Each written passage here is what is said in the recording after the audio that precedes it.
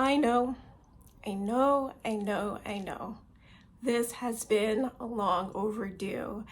It's been about 8 months since I sat here and gave you a personal update. So here we go. In this video, I'll be sharing where I've been, where am I now, the transit that is likely contributing to my nomadic lifestyle, and much more. So please stay tuned. We're gonna let that siren go.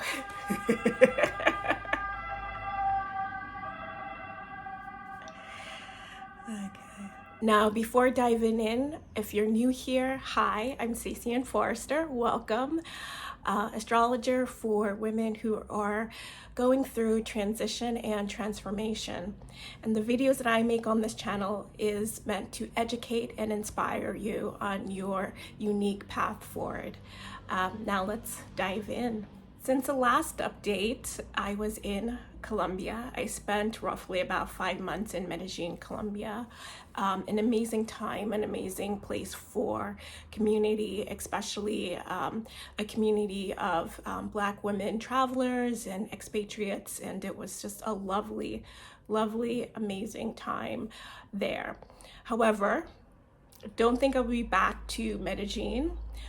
There's other parts of Colombia that I didn't really get to visit, but I think it's not the city for me, even though it has a wonderful, wonderful community. So after Medellin, Colombia, I hopped over for about a week to an astrological conference held in Denver, Colorado. And then I journeyed from Colorado to Lima, Peru. Oh my word. I really enjoyed being in Lima. I met a lot of great people there. It was the first time in a long time that I felt, as I met new people and introduced myself as an astrologer, that people leaned forward instead of leaning back. And I'll tell you what I mean by that. What I do is not so mainstream. I know we're on this online space and it kind of seems like astrology is pretty much mainstream. Yes and no. I think in the wild, in the real world, most people don't meet astrologers. They meet them online. They see memes on social media, but meeting someone who is a professional astrologer is still kind of weird for other people. But I don't know, maybe I'm wrong. Let me know below in the comments.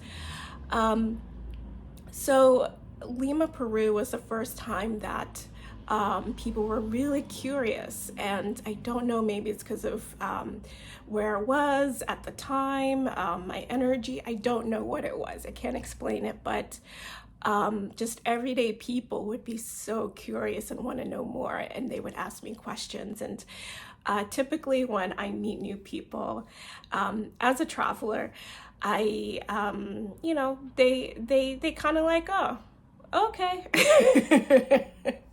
And they're not really curious to know more. I think, sometimes people have their ideas of what I do, and they can lean on the negative end because of many different reasons. One of it may be because of religion or just what they see online that may not be so great. So I definitely get that and I respect it, but I think for me, being in Peru was a great just validation for who I am. And, we shouldn't need that. We definitely should not need that.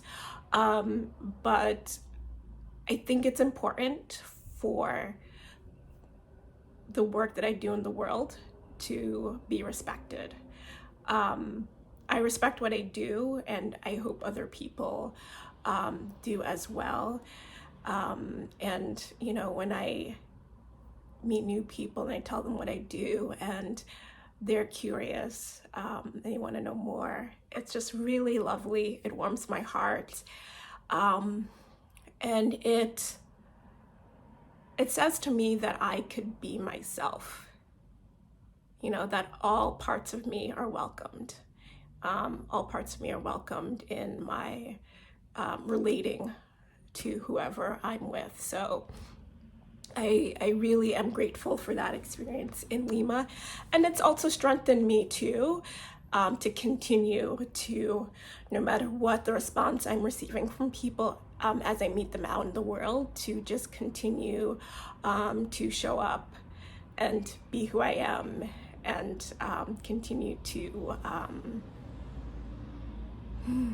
be a strong stand for the work that I do in the world, even when others may not understand it. The other thing that I enjoyed about Lima, Peru, was that it reminded me a lot of the Bay Area, just the people that I met there, the landscape too, the temperature and the climate. When I landed in Lima, it was very cold and foggy, and it's coastal. Like, a lot of people don't realize how coastal Lima is, and I didn't realize how coastal it was, so yeah, that's on me. So, being really close to the beach reminded me of my access to the Pacific Ocean when I did live in San Francisco. And just seeing the beautiful fog come in the morning. And I know the fog isn't for everyone, but it was just a little bit of home for me, and I thoroughly enjoyed that. I was in Lima for roughly 3 months, and then I went to New York, Long Island, New York, to visit my family, who I have not seen in person for years. I know I should be more embarrassed by it, but I'm not.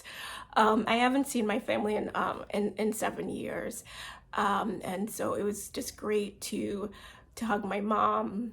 It was great to hug my aunt and connect with my cousins and my siblings who are still in New York, and all of my nephews, to connect with some nephews that I haven't seen in person since their birth. So that was very much a beautiful experience. And of course, eating all the Jamaican food that I could possibly eat in the short amount of time that I was there. So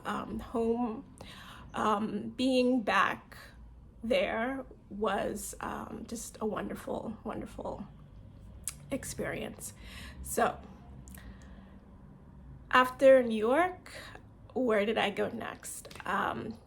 Italy, specifically northern Italy in the Piedmont region. I have a lovely friend who offered a place for me to stay, connect with nature, and continue to work. And it was just a beautiful time of just being in nature, because so far I've been in many city environments.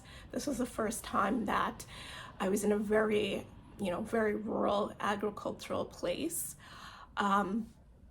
And I haven't been to Italy.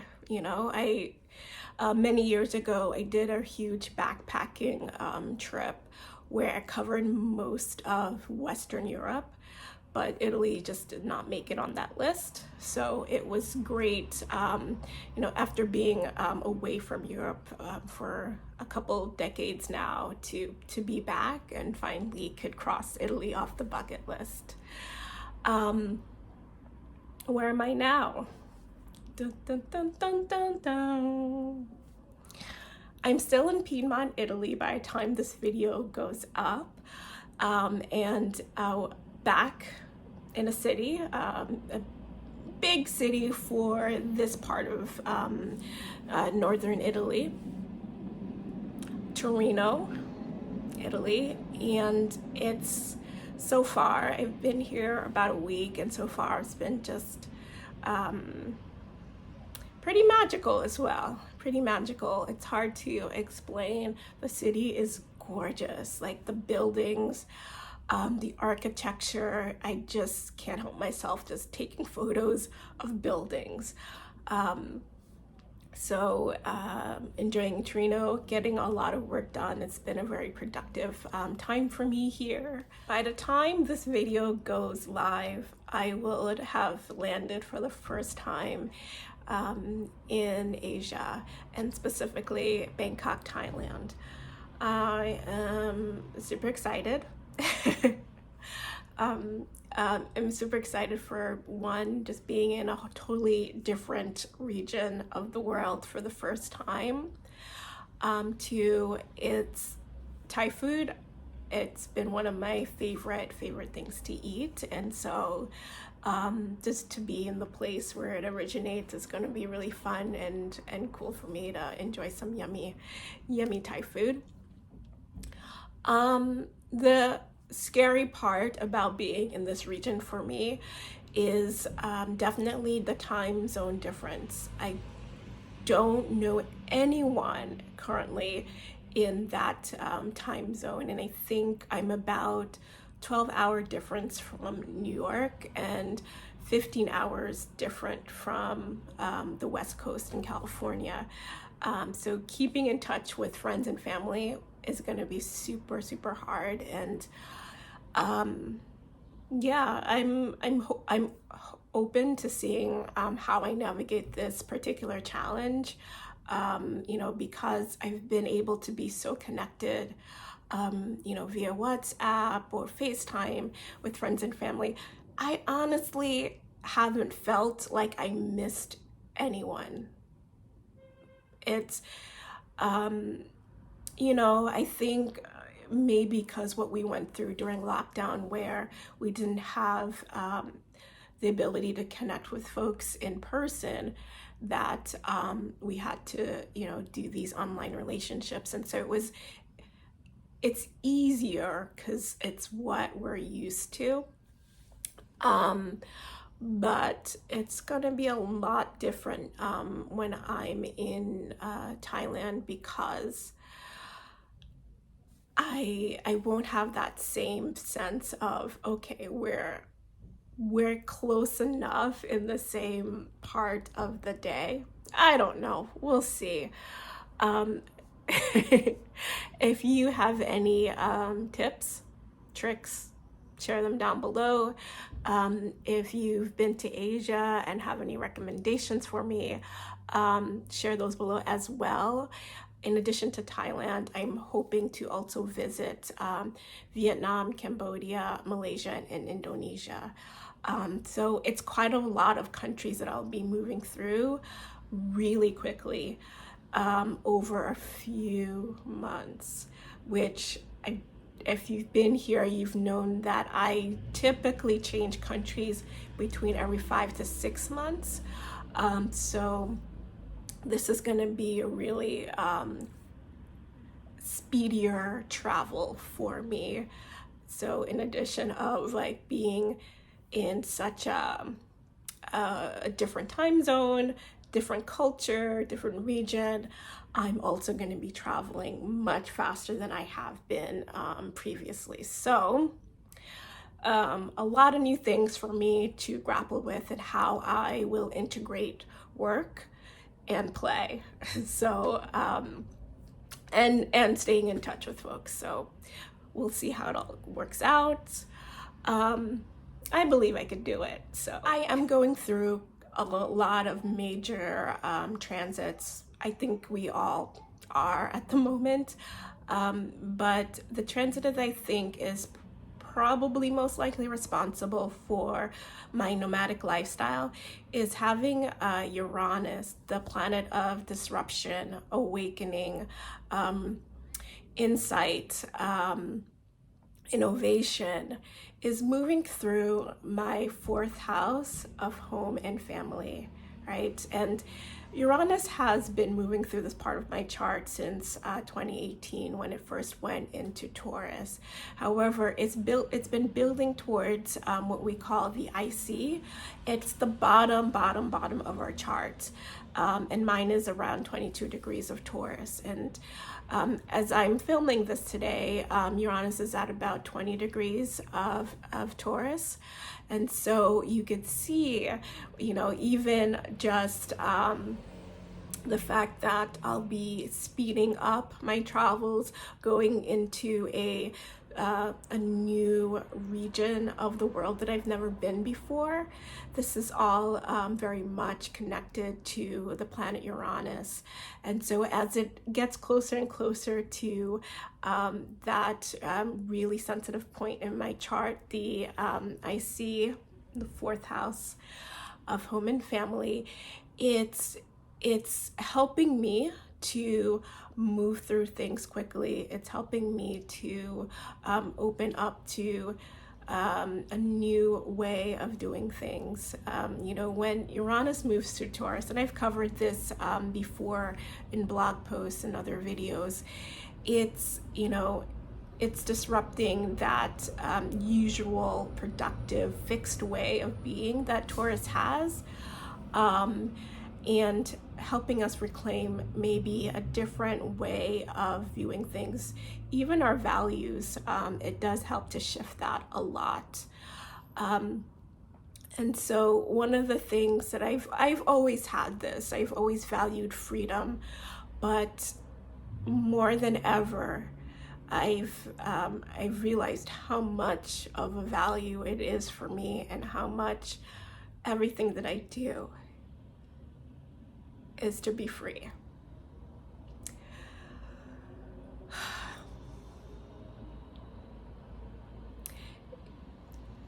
And it's not a kind of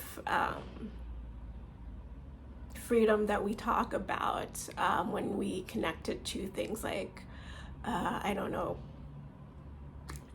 patriotism, and we talk about freedom in that sense, but it's the personal freedom that I can choose what it is I want to do with my day, my time. I can choose the people that I want to connect with, and that I'm free to live my life the way that feels the best for me at any given time, and that there isn't one way of doing that. And so the value of freedom has been one that's been deepening for me at this time, with Uranus moving through that 4th house and family. And so Uranus will continue to be in Taurus for a few more years. And so I think I'll be at this for a few more years. But who knows? I think there is not always that intensity. With Uranus, it's definitely something that's very acute, like it happens in the moment. So you have time to recover. It's not always this intense all the time. So I think there's a pace that gets set. So it's more sudden, instant, it happens, and then you get to, especially when Uranus does go through its retrograde period, it's like you get to catch up to those changes. You get to ground those new insights. And so I'm very much looking forward to seeing how this transit continues to unfold for me. And I'll come back here and I will share that with you as well. Now, if you're listening to this and you're like, Stacyann, Uranus is moving through my 4th house too as well, but I'm at home. These transits can manifest many different ways. So this is only one way. that it's manifested for me personally. And so you might have some different configurations in your chart, different placements that that it's expressing in a different way. So maybe you're having issues with your home and family. It's not so much that you're nomadic and moving around. But do let me know what actually are you experiencing if you are currently having Uranus move through your fourth house. And if anyone else wants to share their Uranus moving through Taurus experience, and just let me know what house it is in. I would love to hear how you're dealing with that. It's been interesting because as I travel, I am meeting so many people with Sun in Taurus. So those folks are getting super electrified with that Uranus and Taurus. So give those folks an extra hug and have some patience too with them. But it's been really exciting to meet with those folks and hear how things have been moving for them, and how their lives have been pretty much transformed almost overnight with Uranus moving over their sun. So pretty cool. So that is all I have for you for now. And I will be sure to get another personal update in a few months. And thank you for your patience for waiting for this one. Thank you for listening. And if you would, please like, subscribe. It does help this channel. And if you are looking for an astrologer, if you have some questions that you think astrology can help you with at this time, definitely visit my website, and I will put some information down below around my latest offering. It's called Ask Me Anything, where you get a written response from me based on your astrological chart, whatever question you may have about what might be coming up for you right now. And it's a way for me to provide a service so that you don't have to take time out of your busy schedule to like sit with me one-on-one. To be able to get some support.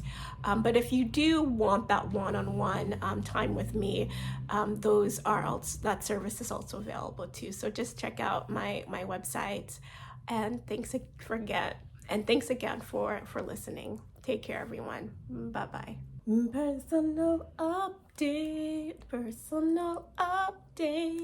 Personal update.